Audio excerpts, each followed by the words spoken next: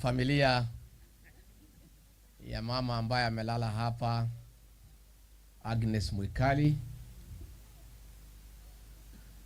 akiongozwa na Bishop wetu Daktari Mulinge, maaskofu ambayo walifika hapa, members of the family, viongozi wetu wakiongozwa na mheshimiwa senator wetu Manzo, na wale wote ambayo wameweza kufika hapa, na watu ya Kalawa. Hamjambo? Baitu moyaseo ingi moyaini museo na mabinda onde. God is good and all the time. Nisalimieni ya hewa. Bwana Yesu asifiwe. Bwana Yesu asifiwe tena. Asanteni sana. Bishop na familia yenu, tungetaka pia kuleta rabirabi zetu. Mimi na mama na watoto wangu tumefika hapa kumsindikisha huyu mama shupavu ambaye Mungu alimbariki akaishi miaka mingi.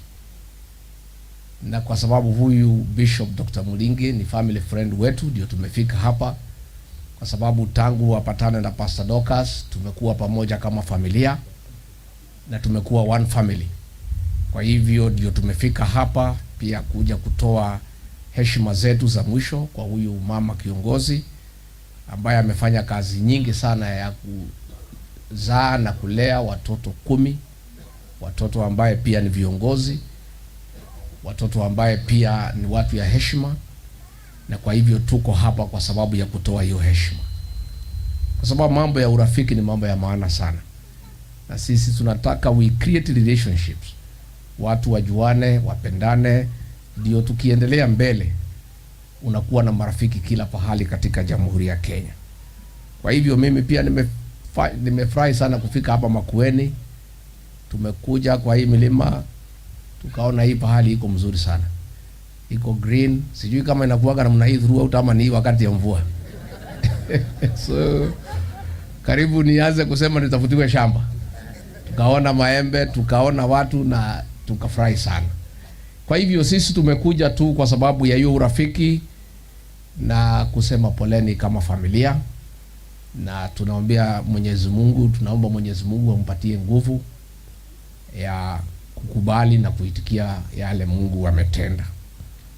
Viongozi wameongea mambo mingi sana hapa, mimi naunga yote mkono. Sisi tuko katika harakati za kutengeneza urafiki wa maana. Sisi wale tumetoka pande ile ya mlima, juzi tumeshikana kama Gemba, Ikoyo, Embu, Meru, Anakamba. Na hiyo sisi zote tukasema ni sawa.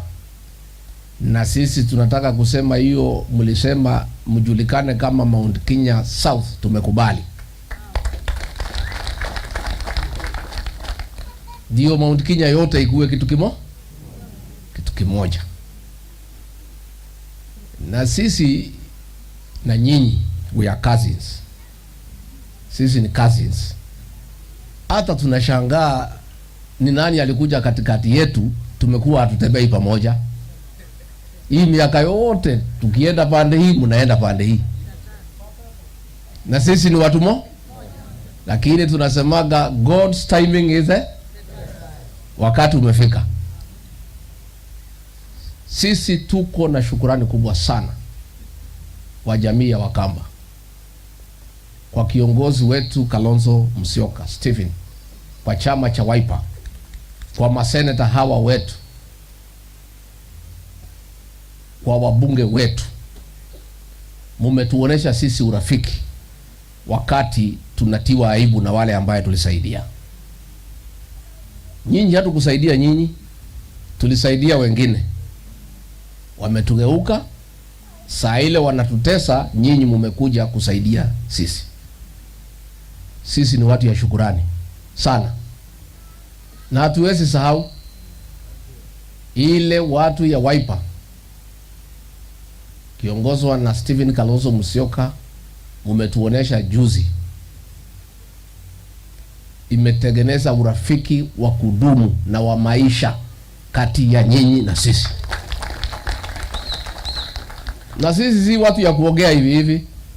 Tukiamua watu ni marafiki zetu, inakuwaga namna hiyo.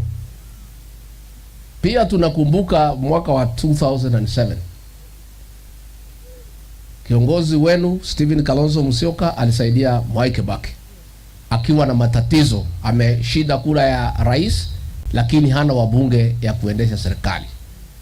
Kalonzo akakuja akamsaidia Mwai Kibaki, akasaidia serikali yake, na hiyo serikali ya Kibaki na Kalonzo ndio ilifanya ile maendeleo ya uchumi haijaonekana Kenya tangu independence. Na sisi tulisahau kulipa Kalonzo hiyo deni. Iko. Na sisi ni watu ya kulipa madeni. Tulikuwa na ya Ruto, tumelipa. Sisi hatuna deni yake sasa. Si tumelipa yeye. Tulikuwa tunataka kulipa na installment, tumemlipa the first installment, ameleta madharau. Tumesema hiyo deni imekui. Sisi hatuna deni yake. Sisi tuko free. Sasa tuko na madeni nyingine kidogo kidogo, ndio tunataka tulipalipe madeni. Tukae bila deni. Si ndio? Sisi tuko na deni ya Kalonzo na nyinyi. Kwa hivyo mimi nataka niseme tunaongea na kiongozi Kalonzo, mimi na viongozi tunaongea. Na tutapanga vizuri.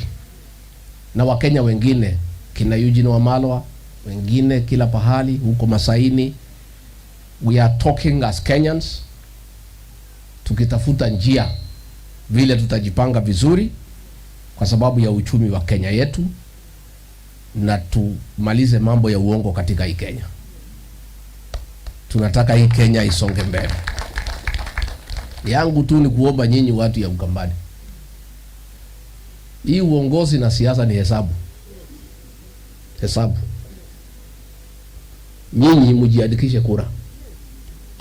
Vile nominated MCA amesema hapa, huyo mama ameongea vizuri. Amesema uongozi ni kujiandikisha kura na kupiga. Tukipiga hesabu, Kaiza hii ndio uongoze inatakana 50+1. Na nyinyi lazima muongeze kura yenu sasa. Tunataka Ukambani hii, Kitui, Machakos, Makueni, wale wako Taita Taveta namna hii, vijana wote wajiandikishe, majenzi wajiandikishe. Tunataka mtafute, mjaribu 3.5 to 4 million.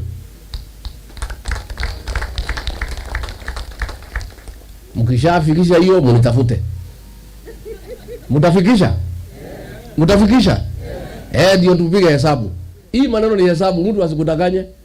Ni hesabu. Sisi pale kwetu tunataka kusukuma up to 10 million. Na nyinyi msukume 4. Wengine wasukume. I want to challenge you, mjue kama mnataka tukue pamoja kwa serikali. Hii serikali haiwezi kukuta wewe ukiwa kwa nyumba. Lazima mtoe watoto waende wajiandikishe kura. Wale wamefikisha 18 years washike kitambulisho. Wakishapata kitambulisho, hata kama hakuna IBC, ukienda constituency office kura inaandikishwa. Msigoje mpaka siku za mwisho. Muandikishe kura za kutosha. Then sisi tutafutana na Kalonzo, na sisi na marafiki wengi sana tunaongea. Na tuko na formula. Na sisi Waititu na Wamuchomba atakwambia sisi hatuendage pahali ya kuanguka. Hatuko. Pahali utasikia sisi tuko ndio itashinda. Sasa kama tutakuwa na nyinyi mtakuwa washindi. Mnataka tukue pamoja? Sisi pahali tunakuanga all the time. The winning team, we are always there. So, since sasa tumesikizana tukue pamoja, we are the winning team. Lakini lazima mfanye yenu. Muko na kibarua kidogo. Nataka muongeze registration of voters. Na siku pia ya kupiga kura ikifika, mkuwe kama sisi tunapigaga 99%. Na hiyo hesabu tumepiga vizuri na akina Kalonzo na Wamalwa na wengine tumepika kwa meza, lakini hii ya meza bado tunapiga sasa pale kwa meza. Kwa meza tunaona inaingiana, lakini tunabakisha to translate the theory into practical. Mtajiandikisha? Mtajiandikisha? Na nyinyi msikuje watu ya kudanganywa dakika ya mwisho na wale wamezoea kudanganya nyinyi. Sasa mmepata new partners.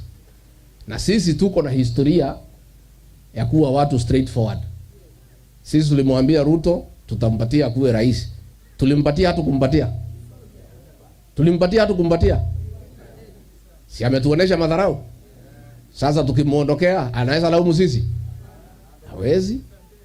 Sisi tulikuwa tuko tayari kutembea na yeye, ametuonesha madharau. Sasa sisi tumesema, mimi nimeambiwa na watu tafuta marafiki. Tumekaa na Kalonzo, tumekaa na wengine, tutafute marafiki na mambo itakuwa sawa. Mnataka tutembee pamoja? Na vile wa Mushobo amesema pia tuoane. Kwani iko makosa gani? Wasichana wenu tuoe kwetu na nyinyi mchukue wasichana wetu. Kwanza wale mnapenda biashara, mchukue wasichana kwetu wakuja waoneshe nyinyi biashara. Wachungie nyinyi mali na kumuonesha njia ya kutafuta mali. Nikimalizia niseme, nauliza viongozi wetu wa serikali, tafadhalini. Hii maneno ya kutukana wa Kenya na kuwakemea na kugombanisha hawa, hakuna haja. Kama ni chajo ya ng'ombe, kuja eleza mkulima, si ng'ombe ni yake. Ongelesha yeye pole pole, hii chanjo inaweza saidia na njia hii na hii na hii. Unataka ama utaki? Aseme anataka ama hataki. Hakuna haja ya kutukana wafugaji. Hakuna haja ya kutukana watu ya Kenya. Hakuna haja ya makasiriko na hasira mingi. Ongelesha wa Kenya tu pole pole kwa heshima, kwa sababu kiongozi ni mtu ya kuajiriwa kazi na wa Kenya. Kuna haja ya kuwaubadilisha wa Kenya na fujo mingi. Niona hata wabunge huko natukana kiongozi kama Kalonzo Musyoka. Mbunge tu anasimama na kumtukana, kumkosea heshima. Na ni kiongozi ambaye yako na wafuasi wengi, ni kiongozi ambaye ni shupavu, ameongoza miaka mingi kwa Kenya, unamkosea heshima. Kiburi imejaa kwa kichwa. Mumefura kichwa kwa kuiba mali ya Wakenya. Si wamefura kichwa? Wamefura kichwa. Sasa hao walikuwa wanapanga Christmas, wananunua mbuzi ya kwenda Christmas. Nyinyi kuna Christmas mmepanga? Sasa iko haja gani ya kwenda kutukana watu, kukosea watu heshima, kuwagombanisha, kuwapigia kelele? Tuheshimu wa Kenya, kwa sababu hata kama hawana mali, hata kama wako na shida, heshima tu ni ya maana. Hata watu maskini wako na heshima yao. Hata kama mtu ni maskini, si umheshimu tu na umaskini wake. Hiyo tu ndio tunaomba. Ingine tumeona saa ile watu napanga kwenda Christmas, watu ya serikali waende wafurahie Christmas, wamenunua mambuzi na nini, wamebomolea maskini manyumba, watakaa nje wakati ya Christmas. Hii maneno ya kubomolea maskini manyumba yao. Tumeona pale Nairobi akina mama wanalia, hawana pahali ya kukaa wakati ya Christmas. Si mungengoja hata wakule Christmas, kama lazima mbomoe mkuje mwaka ujao. Na hii ni mambo tulikuwa tumesema kwa serikali yetu, mambo ya kubomolea watu hatutafanya. Kwa hivyo tunaomba tafadhali, tukue na huruma kwa watu maskini, kwa Wakenya wa kawaida. Tusiwahangaishe, tusisumbue hawa, tuwapatie pia nafasi waishi kama Wakenya, kwa sababu ni muhimu sana. Kwa hivyo mimi ningetaka niseme watu ya Makueni nimeshukuru sana. Sana sana. Na mtaanza kuona sisi huku tukija kutembea. Mnataka tukuje? Sisi tunataka tutengeneze uhusiano ya kisiasa ya miaka na miaka. Na this coming election ndio tutasil urafiki wetu kwa debe. Najua urafiki inakuja pale kwa debe. Nyinyi mlikuwa mnaweka debe yenu, sisi tunaweka yetu. Sasa tunataka tuweke debe moja. Tutaweka debe moja? Na tutakubaliana, hakuna shida. Tutakaa viongozi, tuone vile tutapanga vizuri, tukae, tukuje tumwambie nyinyi mpango ni huu. Nyinyi sasa mfanye yenu. Bora tutafute serikali ya kulinda uchumi na ya kuheshimu wa Kenya, na sio ya utawala ya lazima na kutumia DCI kufanya siasa. Mtu akisema kitu huko kwetu siku ya Jamhuri Day watu walikataa kusikiza hotuba. Sasa viongozi wanashikwa. Ati watu hawakusikiza hotuba ya rais. Sasa raia anasema simshike sisi. Si hao ndio walikataa kusikiza. Sasa utashika kila mtu. Vile mimi naona hii Kenya ikienda itabidi hii maseli panuliwe. Sababu kila mtu amekuwa kichwa ngumu. Watu wamechoka, watu wamerevuka. Sasa ukiwa kazi yako ni kushika watu, utashika mpaka nani?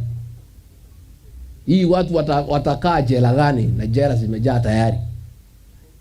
Si usungumzie watu ujue ni kwa nini wanakataa kusikiza hotuba.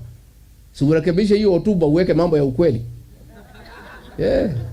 Hakuna haja ya kuhangaisha viongozi, ma-MCA wanashikwa, MPs wanashikwa, nani nashikwa. Sasa utatawala namna gani kupitia polisi? Polisi hawezi saidia mtu kutawala.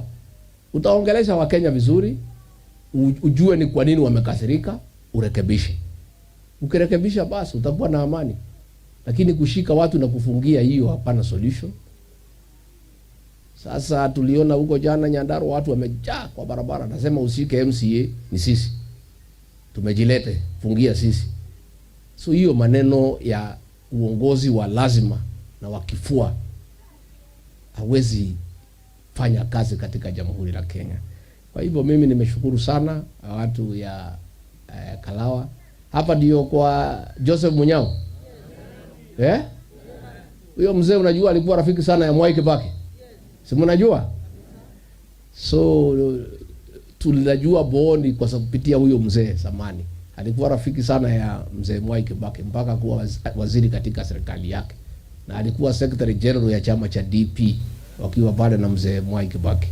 Kwa hivyo tukiwa hapa tunajisikia tuko nyumbani. Tumeshukuru sana kwa vile mmetukaribisha, na Mungu akitujalia tutakuja tena na tena.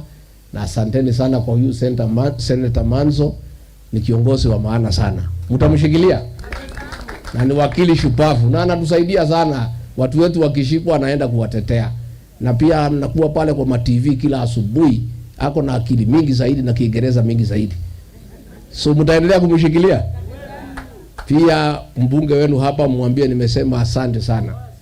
Kivasu alitushikilia pale. Alitushikilia pale siku tulikuwa na matatizo, tulishukuru sana. Kwa hivyo asanteni sana, Mungu awabariki. Thank you very much.